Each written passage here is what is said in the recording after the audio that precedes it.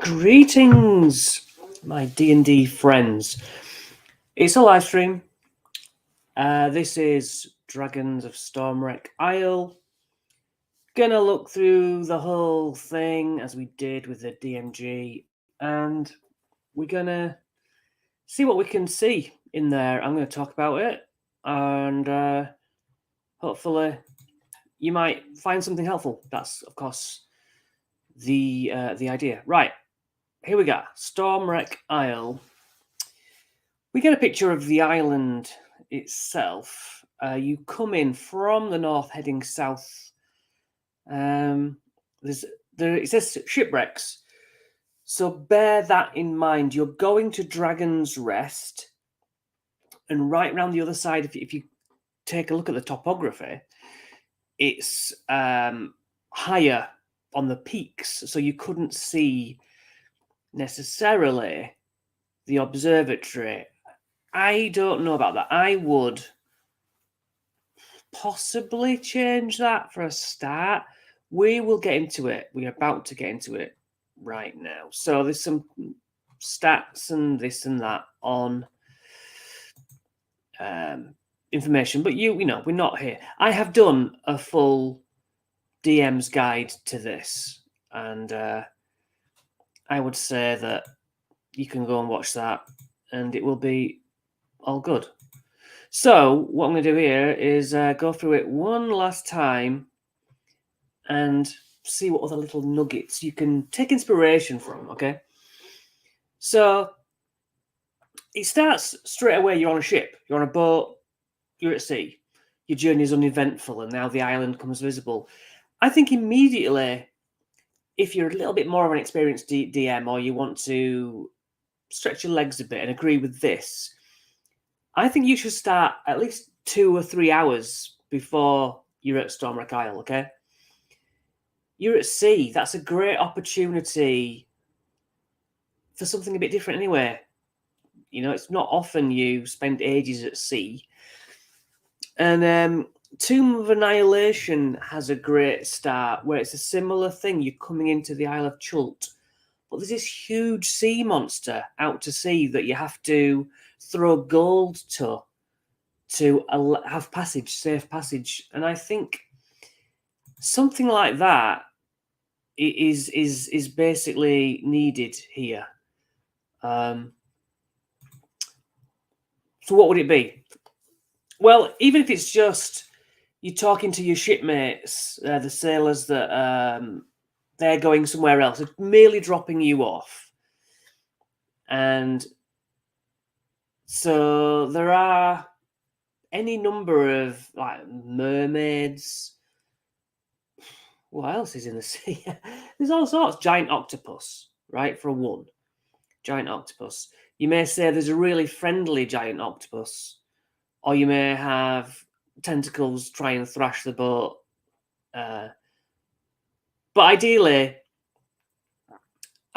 you want to leave that from as just as you come in, because there's a harpy that's luring ships in particular to be wrecked. And so you want this away from Stormwreck Isle. If you do anything at sea, just even if it's like a cutscene, like it, you know, just to make them relieved to see land, essentially. It says your journey was uneventful, but you can say other than that, your journey, your approach to the island was uneventful. The shimmering seaweed, you see the temple cut into the rocks, like on some Greek island, Roman temple looking thing. But as I would say, I would have the pirates looking out and saying, oh, yeah, look at this. If you look, you can just see the remains of half a observatory on the very back island, edge of the island. And I would say that, because that's the climax, okay? So let them know there's things on the other side that you may want to find out about. The issue the book has with that is that that's chapter 4, and they don't want you to go there first. And hopefully you keep your guys busy enough that it's just foreshadowing. So presumably you've read through this yourselves anyway. And this is not a DM's guide. I've done that.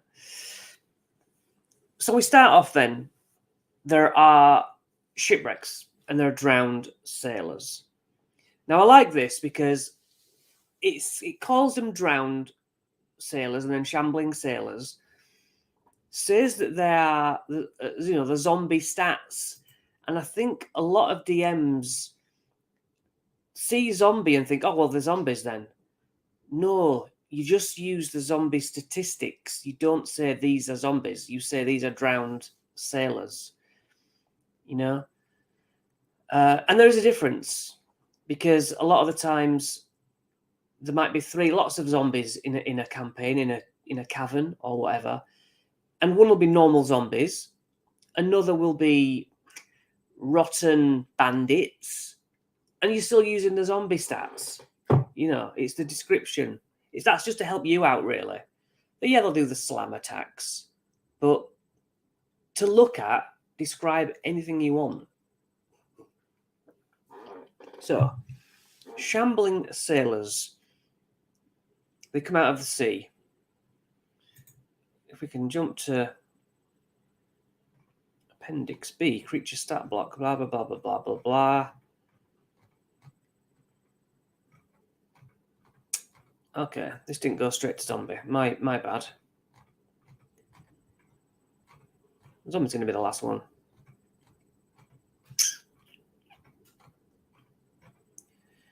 Okay. So, yeah, not a zombie, but zombie stats. I personally do max health. I do max health for the monsters. If you watch the channel, you know this. And I do max health for the players and the monsters. Right. They're immune to being poisoned. You can remove that.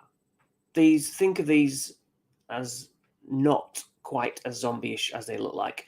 You can do them with their guts hanging out. You can do them just swollen, swollen with water. You can slam basically with their claws. I would say if you are going to do zombies, mix it up and say they bite. They bite brains. If that's what the sort of zombie you want. And it's not a slam, it's a bite now. It's same damage and everything, but yeah, the little nibblers. Just you can flavor it how you want. As a DM, all you've got to write is +3, 1d6, and roll 1d6 damage, right? So you're like, okay, this one, it grabs a hold of your head and starts to push your eyes in for a d6 damage, +3 to hit. Yeah, +3 to hit. Sod it. Keep it easy, because this is a beginner adventure, which we're trying to beef up a bit. Don't just think about it cinematically. You've got these zombies. It doesn't have to be 3. 3 is a good number, though. They're supposed to come kind of in waves later on, but it's more of a cinematic mention than anything. Now, if I go click back on this, am I going to completely regret my life? Let's find out, eh? No, I don't regret my life. Right, I remember this now. On the zombies, use the initiative rules. I thought one of these said that the zombies go... Okay, I'm not thinking of it right. So these ones use dash anyway, because they're far away, giving the players chance to whap, whap, whap.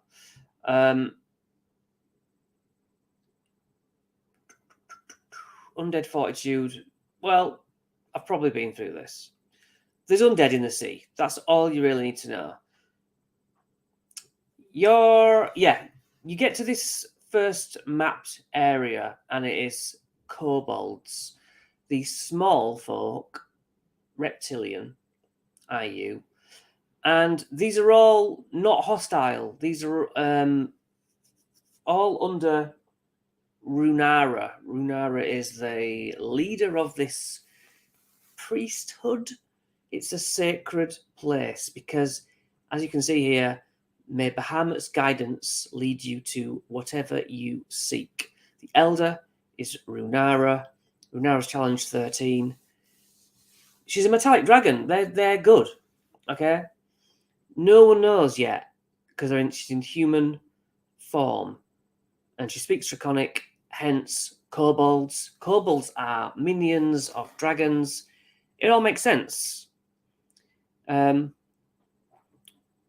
Although, when you run it, that's what I'm trying to fill in here, just to give you the linking chains of whys and wherefores. So perhaps the characters have come here to rest. It's called Dragon's Rest. Certainly after being at sea, all they want is a solid place to sleep, which they're going to get here. Cloister map. Right. They come up from the beach area. The beach area isn't particularly on here. I would say this is more like a sheer cliff face. They come up the steps. They are met by loads of kobolds. It gives mention to all the names and stuff. Let's go here. Here we go. Aga, Blep, Frub, Kilnip, Lely, Mumbo, Myla, Rix.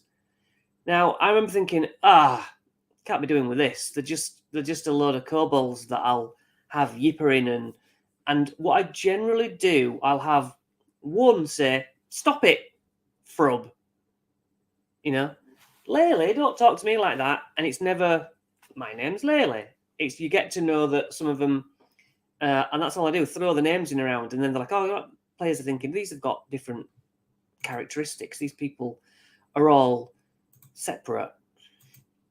If I run it again, I would essentially make the little character cards and write on Aga. She hardly speaks, right? So that's no good. She's indifferent to what. That's no good. Okay, so Aga's useless because she doesn't have an obvious thing. Blep has a sharp dagger sense. His prized possession is an ordinary dagger. There's one kobold with a dagger. Bang. He doesn't even need to be called Blep. You just call him Dagger, all right? And everyone's like, "Oh, the dagger one." Yeah. Patch. He's the one with the eye patch. I mean, instantly going up. Bandana, you know? That is much easier than which one's Frub? What's his personality? Do you know what I mean? Stick. He's got a walking stick. Stick, Patch, Bandana, and Dagger. And even you now have got that in your head easier than Blep, Frub, Kilnip. Who gives a goddamn what their character is, you know? Just make it easy for yourself. Back to Runara. Elder Runara. She appears as a human woman. Fair enough. Now, if you don't have a clue what Baphomet is, and Ao, because Ao was a big main dragon that split into two, became Tiamat on the bad side, Bahamut on the good side. It assumes you know all about that.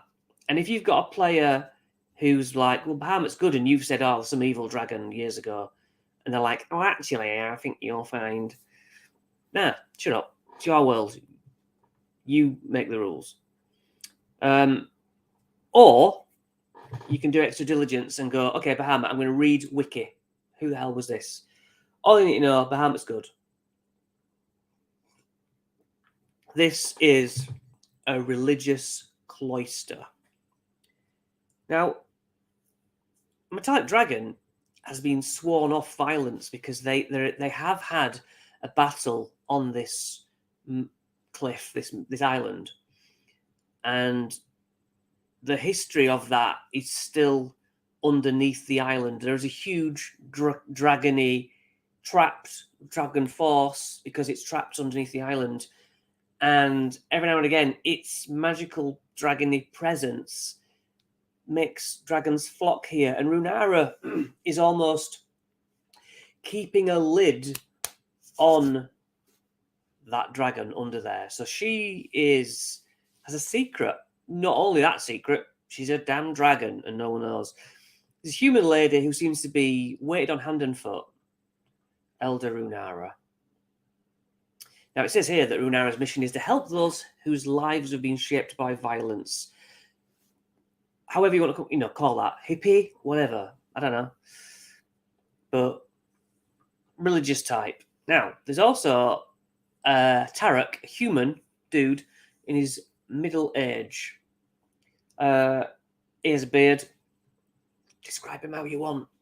But he would be the muscle if it wasn't for Varnoth, who is a muscular human woman.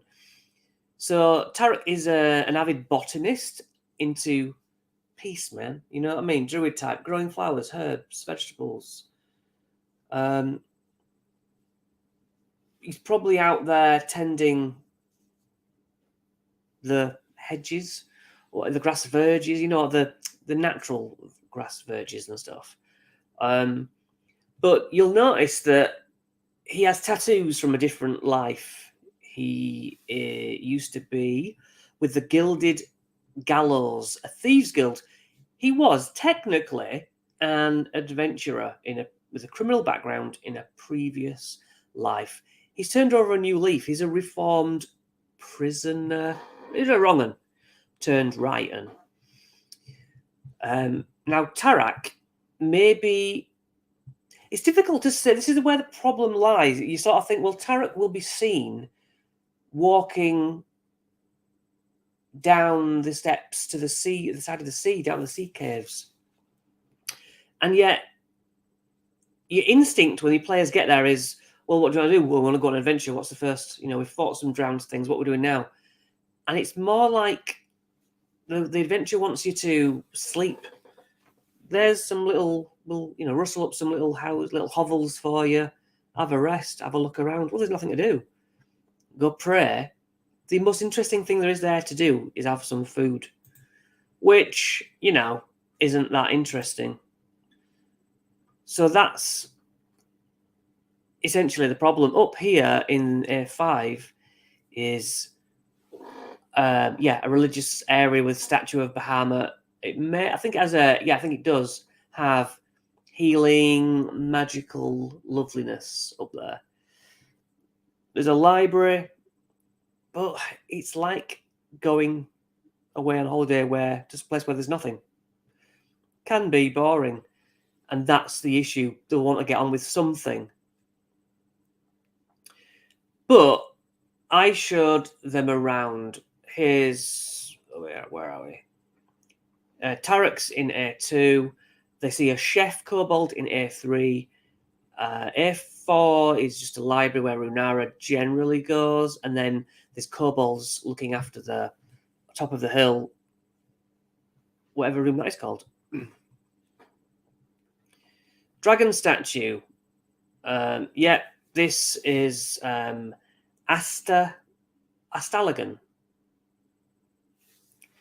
This statue was her father. Am I reading that correctly? A bronze dragon. Yeah. So monastic cells rather than prison cells. This is where the players will stay. A winch house. A winch doesn't even come into it. It's just something to look at, but it's not interesting. It doesn't take time. There's no adventure. Like the kitchen, it just says, there's a kitchen. People eat their three daily meals here. So we need to think of other things for them to do. They've come here to relax. So maybe they get told that the stars are lovely. You should go right up the top of the aisles and look up to the skies because it's a beautiful sight. Maybe we'll do that tonight. But first we'll eat, and you get the characters to give a good introduction. Why are you here? Because there are threads, as you've probably seen if you've watched previous videos. And you've got Tarek and Varnoth. We haven't looked at Varnoth particularly. This is a mercenary captain, experienced professional fighter. So, if bored, arm wrestling isn't bad. Just like that grapple wrestling that they do. Yeah, library. It holds a lot of books. Okay, you can study. You can pray. if that's your bag up at the temple, there's nothing that interesting. So you kind of have to get on with the first part of the adventure, which is sort of saying, hey, I don't know, maybe go down and there's some sea caves underneath, and beautiful fungus walls. You know, it's a beautiful thing. So almost like go take a photo. It's scenic. You know, if you don't know where to go, maybe Tarek sometimes goes down. If you go and ask Tarek, is it Tarek? Yeah, Tarek. He's like, yeah, well, actually, I don't think I'll be going down there for a while. Having be a bit weird because they will no longer let him in down there. You either know about that already, or we'll get there. So there's a chance to fight zombies again in case you didn't put them there. I don't know why you wouldn't have, but 3 more zombies. I would say that the kobolds are down there. You hear yipping and stuff, and I'd put more. I would say the kobolds take care of 3, and then maybe there's another 4. So a bit of a cinematic as Blep uses his magical dagger, or Daggum uses his magical dagger, and save some kobolds, get them injured, and then you have to tend to their wounds, perhaps. And yeah, you can have more zombies, but not that interesting. So yeah, Tarek says he can't go down there anymore. The Myconids, you know, the mushroom people don't seem to let me in, but maybe they'll let strangers in. So he'll say, hey, if you go down there, I'll give you this foul-smelling sack of food scraps as a gesture of friendship. And they can get 2 potions of healing off him. The shipwrecks then. The shipwrecks are being pulled to the island by kind of a harpy, but also this magical item, which is the true answer to what is pulling them in. Yeah, have kobolds. Oh no, that's not this bit. She smiles. I have something to show you. Like a flash, later on, she is amazingly a big dragon. So you have these individual quests. They want you to go exploring, the island. Steam emerging from rocks out on the coastline. They have fume drakes. You're going to have to say beautiful colours in the water or something to get them down there. There are pieces, but they don't really link up. You know, it's up to you to, through dialogue, get them down there. They're their owlbear. This is quite the challenge, but it's one of the more interesting things up there. Have someone say, maybe, or no one, if the players go up there for a walk, we're going to the wherever on top, this is running around. But if they're asking what things are there to see, anyone can say, well, actually, we've been trying to catch this owlbear.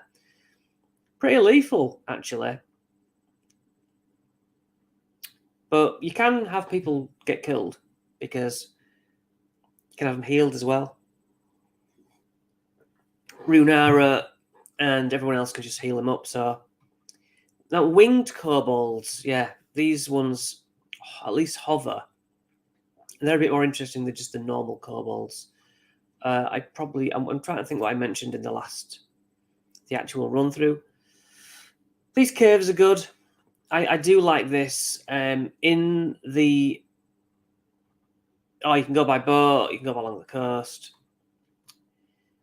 I don't like the whole tides thing. Never have, and it seems an odd table to have in there. I would rather have had more things to find on the island or random wandering encounters on top with the owlbear. Personally, if you've never seen mushroom folk before, then this is a good place to find them. Because they emit these rapport spores, which they make everyone hear telepathically. But then I also think you should hear the other players say, what are your, just as this thing puffs out, go around each player, what are you actually thinking right now? And if one of them's thinking, oh, I want to kill all these mushrooms, the mushrooms and everyone hears each other's voices. So everything they think is literally said. And that can create for an interesting moment. It lasts an hour, so everyone hears voices constantly, you know.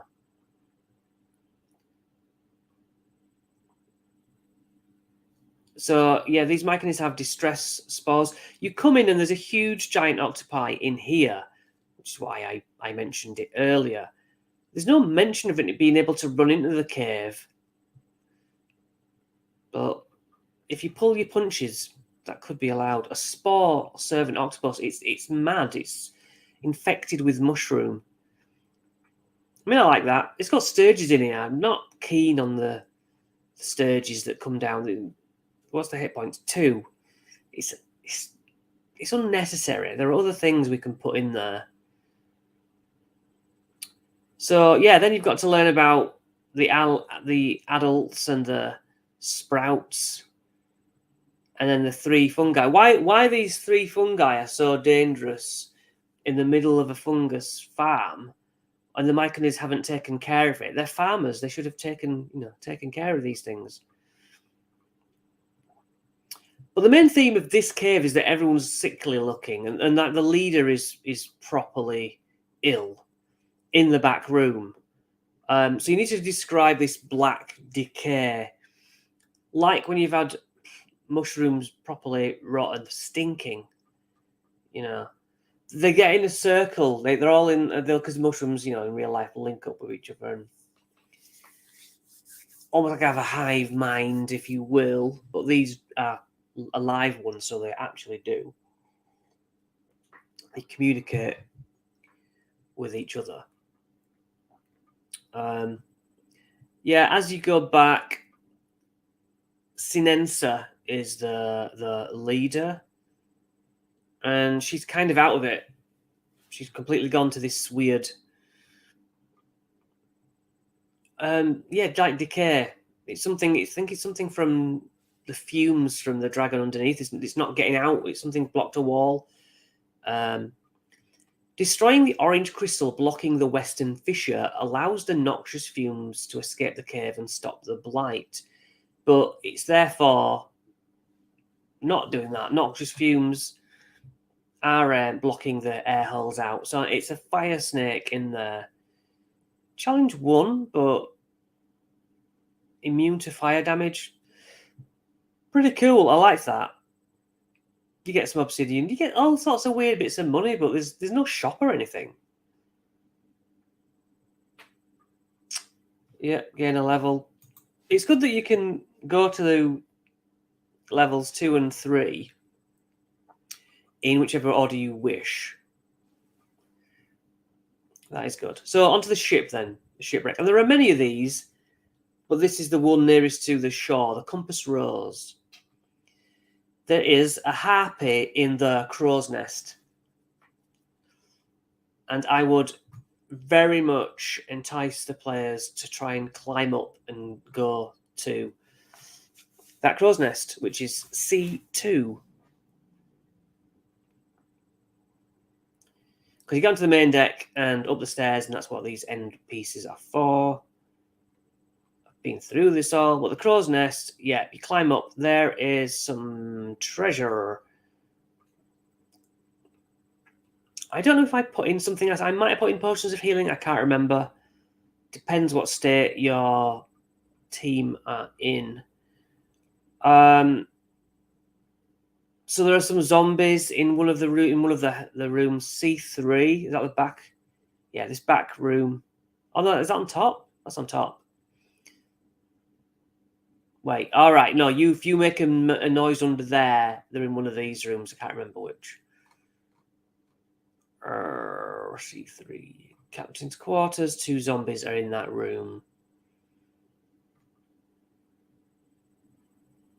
Cartographer's tools, which, if you're going to, go on to other adventures with these characters, yeah, fair enough.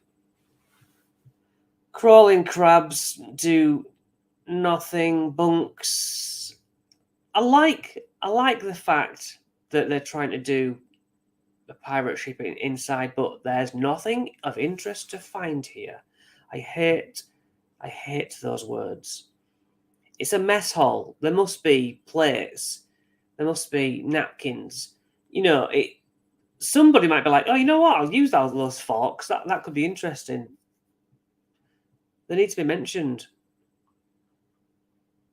A zombie is an obvious threat, but another undead monster, a ghoul, lurks downstairs. So this is a weird, extra special, horrible monster. They'll get ripped apart by the players, I imagine. Yeah, this thing will get killed by the players quite easily, but it would be nice to paralyze a character if you can. It's meant to be a surprise attack, ideally, so have the ghoul jump the party. Creates contents, right. It's only really the spell scroll of command that is of properly interest, where you can say a trigger word to the enemy. But, I'd rather have the cloves and bars of silver. I'd rather have those than there's nothing to find here. So I've got to be careful what I say. Suffocating, I've gone over in the video on this. Oh, I don't really like it. Boots of Elvenkind. What did I put? I put a magic map. Totally invented this. So when you open the map, whoever's holding the map, it has like a "you are here" dot on it. And if you look at it up on the hills, then "you are here" is there. And whoever's holding the map, it's just them. So it's broken in a way, but it didn't break the adventure. It could have, but it didn't. There's a whole lore thing about the captain, and his beloved is in a grave on the hillside, I seem to remember. The harpy comes in as a go, which is good. Either way, if you've been up to hit its nest or not, have the harpy come down. And they can be quite nasty. We got don't go into its attacks, but pretty nasty. Make sure you remember to advance their levels, because otherwise they'll be in trouble. Okay, the Clifftop Observatory. This is a good little map. Okay, in recent months, a blue dragon wormling called Sparkrender, as of the front cover, came here.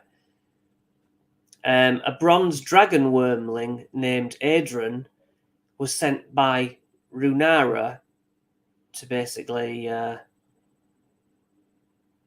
talk around the blue one, I think. Anyway, they ended up having a fight, and the blue one won. So yes, look at what's it called? Like hillside monsters in the monster manual or whatever book you're using. And just sprinkle them on top for some interesting things. They need stuff to do. There's not enough to do, so put something on top. But when they do get to the last part, this observatory, it's kind of interesting. Two people have to make this bridge come along, and then this bridge come along. I like that. The floor opens up and you go down into this tower interior. That is good. There's no real mention of the kobolds here having sunlight sensitivity, but if it's daytime, they shouldn't be out unless you put their hoods up, I guess, something like that. But they shouldn't really be out in the day. Now, there are 2 times you can meet the dragon itself. 1, it's resting, asleep. 2, it's awake and doing its ritual or something. Tiny bits of things to be found. It says clever solutions, and you never know how the characters are going to act here. Potion of resistance to lightning. That is so useful. So if Adrian is underneath the floor, that's the little dragon that got caught trying to convince the blue dragon wormling to chill. So the dragon was asleep, and my party, the second party, were like, oh, let's go wake it up and have a talk to it. Could have gone fine. I think she got talked out of it. Despite his youth, he's a fearsome foe, and he'll use his breath weapon on his first turn. That he uses his breath weapon on first turn is just my standard. I want to get a dragon breath off. I don't want to have a dragon on the table and it never gets a chance to at least have a go. So, it's a cocky dragon. You can go down to the secret library. And it's a good little adventure. It just needs more to do. It could do with a shop. I would also say that. So this library was once a repository of magical knowledge. Look at this. +1 battle axe. Spell scroll of hold person. I mean, you can put anything down here, but at this point, everything that they get, they're not going to be able to use because you're near the end of the adventure. The ritual is cooler than finding it just asleep. And it goes off about these dragon spirits that go on initiative 0 and roll on a table, and it gives off these different effects. That is cool, but I think they give options because some DMs, newbie DMs, might be like, oh, this is too difficult. I've got too much going on, running a dragon, running kobolds, running my players. So I like the option. You can free Adrian, you can disrupt the ritual, destroy the effigies. We'll stop the dragon spirits table from acting. And yes, killing the dragon, you kind of, or at least chasing it off maybe, is the suggested ending. But I don't know. I always feel like once you've killed the dragon, you feel like there should be something else, other than well done, heroes. Do you know what I mean? It is a good adventure, and I tell you what's good about it as well is if you're running, I don't have it to hand, Lost Mine of Phandelver or Essentials Kit, Shattered Obelisk, whichever, same thing. You can run those easy adventures and then say, right, time for a rest, and you get as a reward, you get boat fare to go to a retreat to rest up. Hence, Dragon's Rest. I think that's good. Let me know what you think. Let me know how you have improved or intend to improve this module. And I think that's it. So I won't take up any more of your time. Thank you for watching. And I'll see you another time.